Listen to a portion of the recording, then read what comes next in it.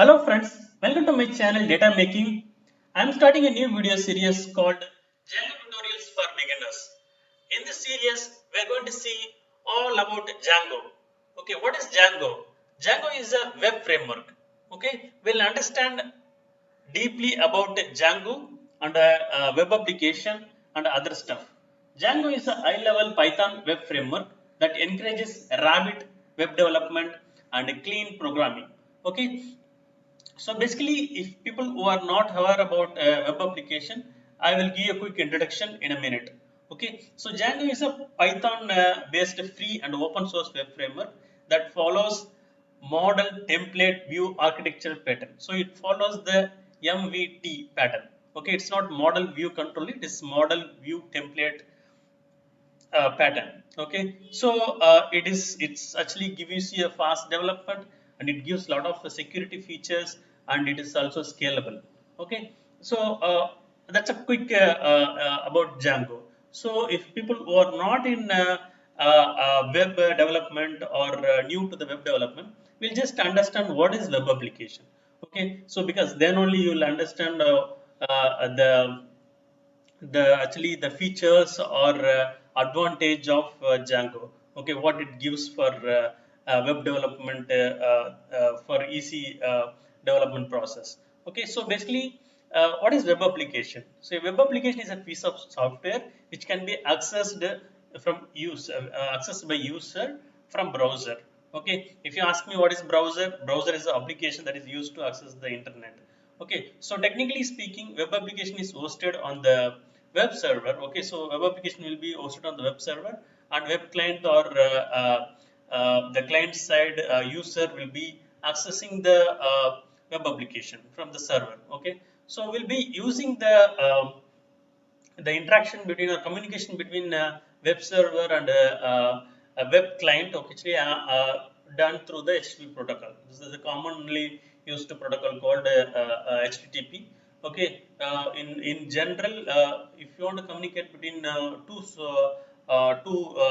systems like server and client, there are other protocols like FTP and WebSocket is being used. But in general, web application or the interaction between web application and the web client is done through the HTTP protocol. So if you want to understand the HTTP protocol, so basically you need to understand what is web's resource. So resource is nothing but a document. You can consider the document like HTML. It can be HTML or CSS, JavaScript or other files. Okay, that can be actually accessed by the user uh, through the HTTP protocol from your web server. Okay, so that's a web resource.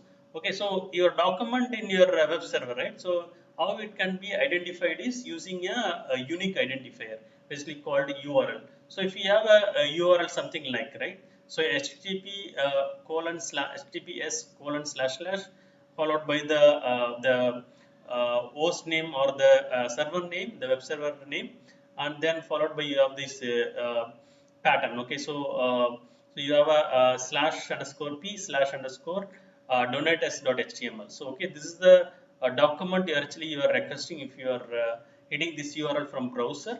Okay, so it is going to hit this server and give you the resource. Okay, so this starting HTTPS is the protocols which we are using. Okay, so generally this so HTTP is a request response protocol. Okay, so this generally internally it uses the HTTP methods like get and post and put and delete. We'll understand those HTTP methods in the future session. So here you need to understand basically web application is basically a, application which you host on web server. Okay, so if you take a web application, it has a lot of things.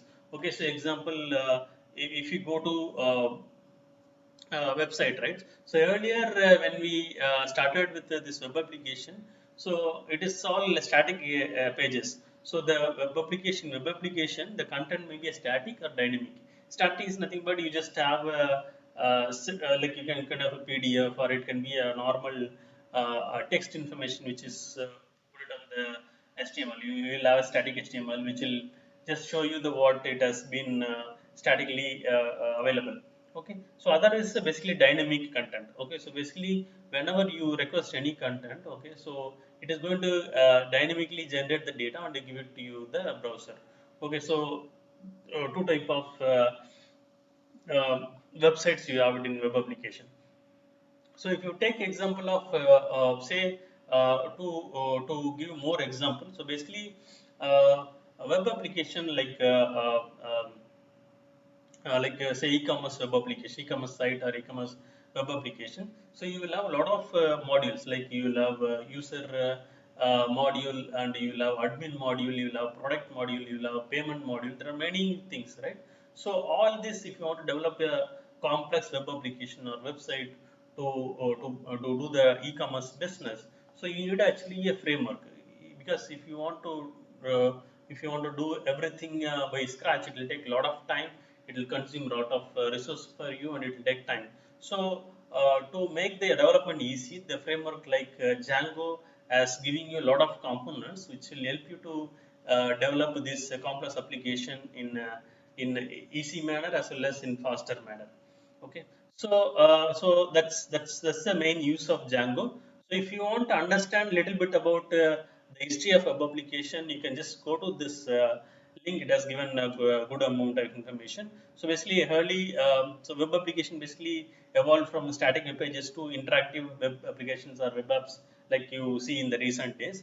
So initially in 90s, it has been static web pages, and the later in 95 they introduced JavaScript to do the dynamic elements on your web pages. In the 96, there is a introduction of Macromedia Flash, which allows you to make animation and interactive video games on your web pages. Then later, Java came up with the web application features. So to develop frameworks, to come up with frameworks like that will be used for developing a web application. Then it evolved with the Ajax like framework to make the response or the interaction between the server and web client in a smooth way. So generally, what happens if you just try to in earlier days, if you try to web application, you submit some form, it will just refresh entire web page and give you the new content. But when the introduction of Ajax, so everything will be very smooth. So the interaction between web client and server happens very in smooth manner. Then the HTML5 has come, which actually supports multiple multimedia supports on your browser to do this in a browser. Okay. Then there is something called progressive web applications. The framework or concept has come, which actually has the features of like mobile application features on your browser itself. So that's how it has been evolved, and nowadays you see a lot of web frameworks has come in the market. Like you see Ruby, and you will see a lot of framework like Django and Node.js, and then there are a lot of web frameworks available. And these Django only, it's a backend web framework which is used for doing a business logic and other modules interaction. And like if you want to do chatting on your web application, how do you implement it? How do you do the streaming of data on your web application? Those things Django will be very useful. And there are other like front end frameworks like Angular and React.js, all this available. And some of the website or common web application or common websites which Django is using, like Instagram, Spotify, and YouTube uses Django. And then Bitbucket, Washington Post, Bitbucket uses Django. There are many popular web applications or website use Django. Even Dropbox uses Django, been developed by using a Django. You see the Netflix, the streaming platform like Netflix been developed using a Django. It's Python. Okay, so there are many web application and apps using the Django. So let's start learning a Django, and we'll do a lot of stuff using a Django framework. Thank you so much, friends. See you in the next video.